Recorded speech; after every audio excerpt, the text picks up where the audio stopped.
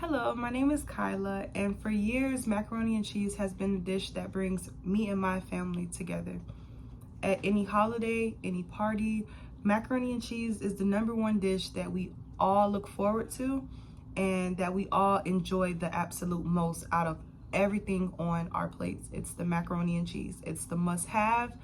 It is the just so top tier. Growing up, every morning on Thanksgiving, I would stand in the kitchen and surround my mom and watch her cook the macaroni and cheese step by step. And until I was comfortable enough to make it on my own. And I even asked her for help, and I've been making it for about 7 years on my own now. And it's the most amazing thing ever. Here's what I learned. Macaroni and cheese can be made with a variety of different cheeses and a wide selection of noodles, making this dish a fun and unique to anyone who recreates it. Growing up, I've seen my mom recreate this meal in so many different ways, using so many different milk combinations and cheeses, which makes each time I eat it a fairly new experience. That has been what I've grown to love about macaroni and cheese. I love that now that I know the base ingredients, I could turn it into my own personal dish. So let's start with the ingredients. You will need milk, cheese, noodles, butter, seasonings, and sour cream. Don't be afraid to explore your taste buds when going to the grocery store. They have a wide variety of different noodles and different cheeses to choose from. And the most common for macaroni would be elbow noodles. Elbow noodles are the most common for macaroni, and my personal favorite happen to be the Ridge Jumbo elbow noodles. The reason those are my favorite is because with the noodles being so big, the cheese usually drips down into the actual shell of the noodle, and it creates for a more cheesy bite, and the cheese sauce gets incorporated all throughout the macaroni and cheese. Next, you want to select the milk and cheeses that you would like to use. Milk options happen to be whole milk or heavy cream, and you can even use canned milk. You can even use canned milk as well. Heavy cream makes for a thicker sauce without the need to make a roux, which I'll be talking about what a roux is a little later on.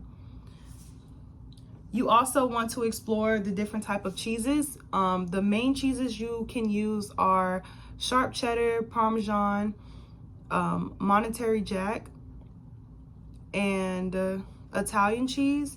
There are more cheeses that you can use. You can choose any cheeses that you would like. I also would suggest going for block cheeses because when you freshly shred block cheeses, it makes for a creamier and more fresh sauce, in my opinion.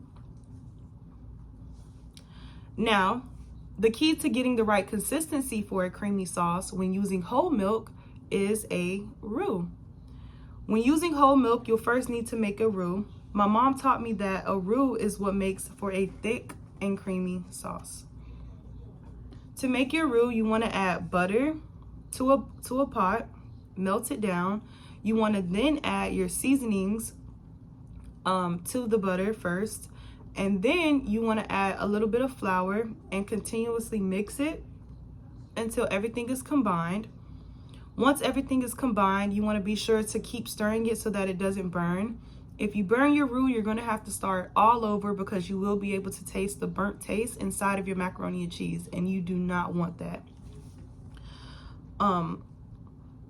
Once everything is combined, you want to then add your milk and bring your milk and your roux mixture. You want to mix it really good and then bring it to a slight boil. Once your milk is slightly boiling, you want to add in your cheeses.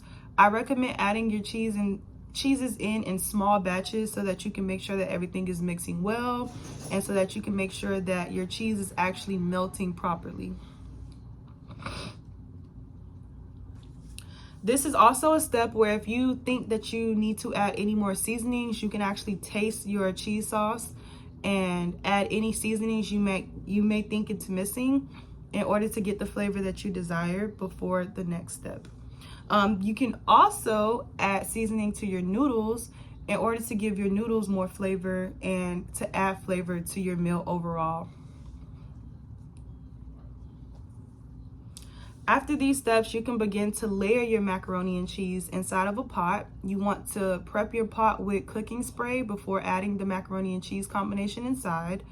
When layering, you want to add a thin layer, and then you want to add cheese on top of that layer, and then another layer of the noodle and cheese sauce mixture. And then you want to repeat these steps until finally you put a layer of cheese on top, and then you bake it in the oven at 350 until it is golden brown on top, and that's when you know it is done. My family has been following these steps for years, and for us, it has made macaroni and cheese the favorite dish in the household. We have followed these steps for years and years and years, and each time we make it differently. Each time we throw our own spin on it. We don't always follow the steps verbatim. We just make it fun and flavorful, and that's what makes it exciting to eat it each and every time. Try this recipe and watch a side dish become a side of love in your household. Thank you.